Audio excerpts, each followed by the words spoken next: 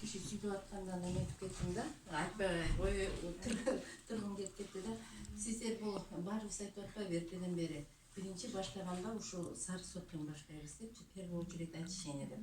Анан кээ бир адамдар жана бул киши айтып атат, мен чайды ичкенде ооруп кеттим, анан токтотуп салдым депчи. Муну ичкенде дагы ооруп кетесиздер. Если сиздерде проблема болсо. Бул деген биздики лечение плюс диагностика деп коебуз да. Если бирөө келет, мен ашказаным ооруп атат деп, ашказан ичип баштайт жана прополисти кошуп. Ошо ашказаны ичип аткан убакта анын бөйрөгү да ооруп калышы мүмкүн, башы да ооруп калышы мүмкүн. Анан коркуп кетип эле спонсорлоруна жок, мунуңар жаман экен, мага жакпай жатат, менин бул жагым ооруп атат, тиги жагым ооруп атат деп бизге претензияларды кыла баштайт да.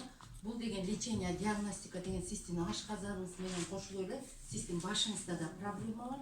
Значит, сужение сосудов, кислород питание башка кетпей калганда, булар ошол жерлерге, ооруган жерлерге кайрадан оорутуп обострение берет да.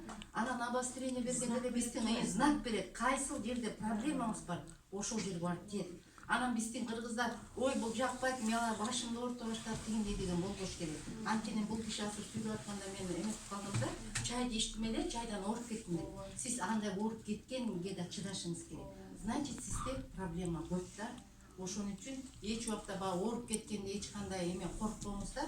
Бул деген лечение плюс диагностика. Өздөрү ошол кайсы жериңиздер ооруса, ошол жерге барып тийип, ошол жерди айыктыра баштайт. Сиздер өзүңүздөр кандай жакшы болуп калганыңыздарды да билбей каласыздар.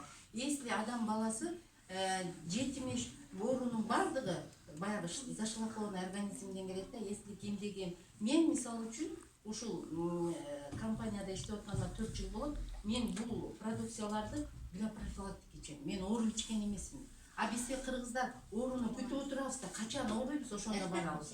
Ооруганда гана кыймылдайбыз да, а негизи муну оорубай туруп ичиш керек. Ичип кайра ооруп калгандайчы. Мен бир жылда 2 жолу айтты, 2 жолу ичем, 6 айда бир.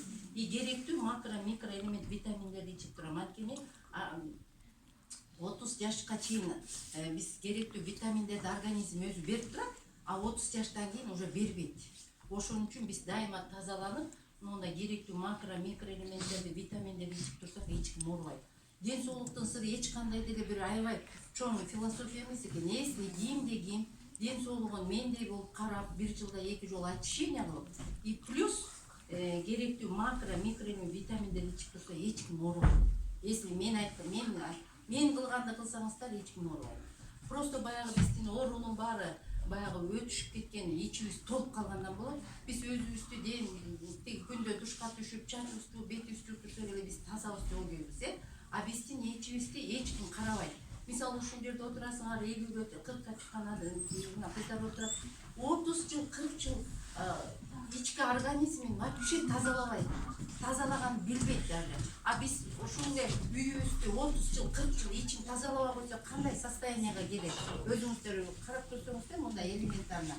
Даже биз машинабызды, мынакей жерде жигиттерди отурат, машинабызды карабай койсок, майын алмаштырбай койсок, кандай состоянияда болот? Ошондой эле, если ким ошо организмди бир жылда хотя бы бир жолу тазалап, керектүү мынакей бизде бүт продукциялар 250ден ашык продукцияларыбыз бар. Ушуларды ичип турса, эч ким оорубайт. Анан кийин мен өзүм медцентрде иштейм, анан кийин муну менен 4 жылдан бери иштейм деп атпайм. Менде аябай результаттар аябай көп. Айтып отурсам, мен аны таң атканча да айтып берип тура албайм. Мынакей бул жерден азыр эле айтып өттүңүздөр, мына